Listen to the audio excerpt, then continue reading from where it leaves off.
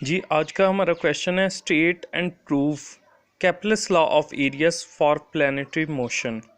अब यहाँ से आप देख सकते हैं कि ये हमारे पास क्वेश्चन जो है पंजाब यूनिवर्सिटी में 2006 में आया, 2007 में आया, 2010 में आया, 2012 में आया और सरगोदा यूनिवर्सिटी में 2011 में आया। तो ये क्वेश्चन बहुत ही इंपॉर्टेंट है। तो चले हम पढ़ना स्टार्ट करते हैं। Kepler's law of areas, a line joining the sun and planet sweeps equal areas in equal interval of time is called Kepler's law of areas। तो वो कहता है फॉर एग्जांपल आपके पास ये देखें, ये सन है और ये आपके पास है प्लैनेट, ये एलिप्टिकल ऑर्बिट है और इसके एक फोकस पर जो है सन है, दूसरे फोकस पर जो है मास ऑफ द प्लैनेट है। तो वो कहते हैं ये दोनों एक लाइन से जॉइन करते हैं और इस लाइन का जो डिस्टेंस है वो है आर। अब वो कहता है कि next consider a planet of mass M P is revolving around the sun which is at focus of an elliptical orbit. वो कहता है फ़र्ज़ करें आपके पास जो है mass of the planet M P है और सन जो है ये आपके पास दूसरे फोकस पर है। एक फोकस पर आपके पास सन है, दूसरे फोकस पर आपके पास जो है मास ऑफ द प्लैनेट है। तो वो कहता है the line joining the sun and planet has length R and makes angle theta with semi major axis. तो वो कहता है ये जो लाइन जॉइन कर रही है, ये जो है लाइन जॉइनिंग कर रही है प्लैनेट और सन के दरमियान में, और वह कहता है ये थीटा एंगल जो है बना रही है सेमी मेजर एक्सिस के साथ। ये आपके पास सेमी मेजर एक्सिस है और अगर सेमी माइनर एक्सिस देख रहा हूँ तो वो ये हमारे पास इस तरह से सेमी माइनर एक्सिस होगा और दोनों के दरमियान जो एंगल होता है वो 90 का बन रहा होता है। और वह कहता था planet moves new position and line joining the sun and planet makes angle theta plus delta theta with semi major axis. तो वो कहता है ये देखें, ये आपके पास जो है पहली उसकी पोजीशन थी थीटा और फिर उसने मूव किया और मूव करने के बाद उसकी जो न्यू पोजीशन थी ये मास एम पी यहाँ से लेकर इस पोजीशन पर आया। तो एंगल पहले हमारे पास थीटा था, तो अब इंक्रीज होके हो गया थीटा प्लस डेल्टा थीटा। ये देखें थीटा प्लस डेल्टा थीटा ये हमारे पास हो गया, यहाँ से इस पोजीशन पर आ गया। तो ये दोनों ऐड हो जाएंगे, थीटा प्लस डेल्टा थीटा। अब इसके बाद वो कहता है कि एरिया स्विफ्ट कितना हुआ है, area of spherical shaded area. तो देखें पहले यहाँ पर था प्लैनेट, तो ये मूव होके यहाँ पर आ गया, तो यहाँ पर एक ट्राइंगल आपके पास बन रही है। तो वो कहता है इस ट्राइंगल में जितना आपके पास जो है शेडिड एरिया है, इतना एरिया उसने क्या है स्विफ्ट किया है। अब नेक्स्ट जो है इसके बाद जो है ट्राइंगल का एरिया निकालना हो तो वो आपके पास कैसे आएगा, delta A is equal to 1/2 base and height, base multiply height. तो ये आपके पास बेस है, ये आपके पास हाइट है, इन दोनों को मल्टीप्लाई कर देना है। बेस जो है आपके पास आर है, हाइट आपके पास एस है, तो ये आर मल्टीप्लाई एस। वो कहता है for small angles chord is equal to arc. तो वो कहता है ये आपके पास जो कॉर्ड होगी, ठीक है, ये आपके पास आर्क, इसे हम आर्क बोलते हैं। ये जो इस तरह से सर्कल जो है आर्क बना रहा है, इस सर्कल का कोई भी आपके पास होता है आर्क होता है। और वो कहता है ये जो आपके पास आर्क है ना, ये इस straight line joining the 2 points ये कॉर्ड होगी, ठीक है, ये आपके पास कॉर्ड के इक्वल होगी for small angles.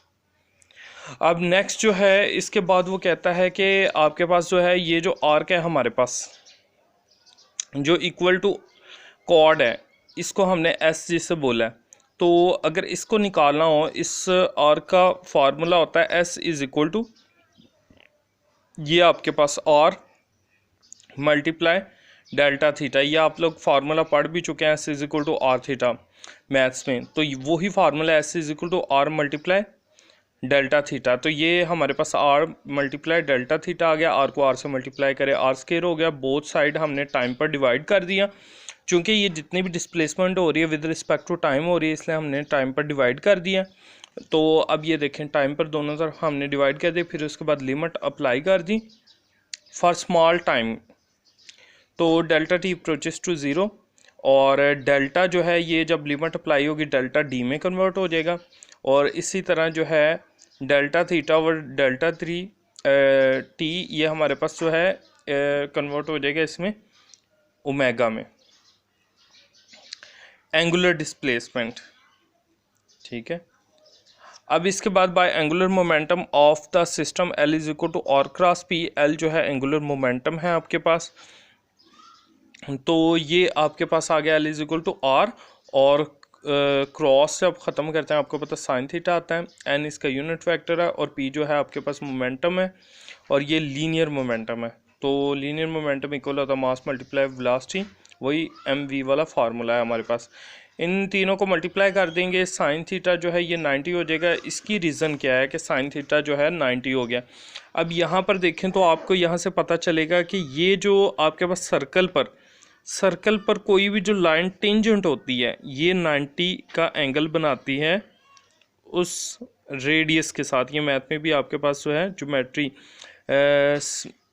Properties of circle यहाँ पर आता है कि ये आपके पास कोई भी लाइन, अब देखें ये जो प्लैनेट है ये जब मूव कर रहा है तो इसकी मूवमेंट पर आप एक स्ट्रेट लाइन जो है ड्रा करें तो आपका पता चलेगा ये एक टेंजेंट लाइन है इस सर्कल पर, ठीक है। तो इसका मतलब है इसका ये जो आपके पास रेडियस है उस सर्कल का,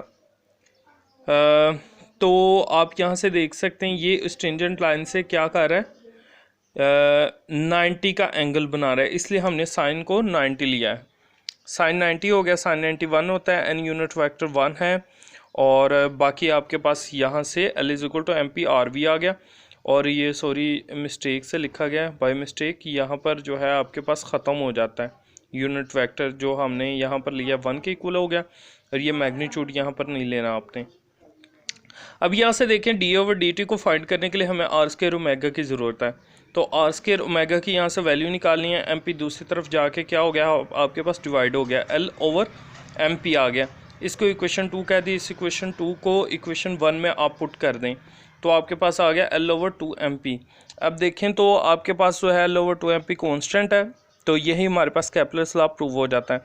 यहाँ पर चूँकि L total angular momentum is constant और 2 भी कॉन्स्टेंट है, मास ऑफ द प्लैनेट भी चूँकि कॉन्स्टेंट है उसको भी नहीं हम चेंज कर सकते, तो इसलिए ये होल जो आपके पास value L over 2 M P ये सारी कॉन्स्टेंट है। अब रिज़ल्ट ये है कि आपके पास it means that area D is swept by a line joining the sun and planet is in time D T is constant. तो वो आपके पास ये कहता है कि आपके पास जो लाइन जॉइनिंग सन और प्लैनेट यानी कि वो जितने टाइम के लिहाज से ये देखें टाइम के लिहाज से जितना भी एरिया जो है क्लियर करेगा वो क्या होगा, कांस्टेंट होगा। यानी फॉर एग्जांपल हर 5 सेकंड में वो 5 मीटर पर सेकंड एरिया कंप्लीट करता है तो वो कांस्टेंट ही होगा। ये हमारा रिजल्ट है।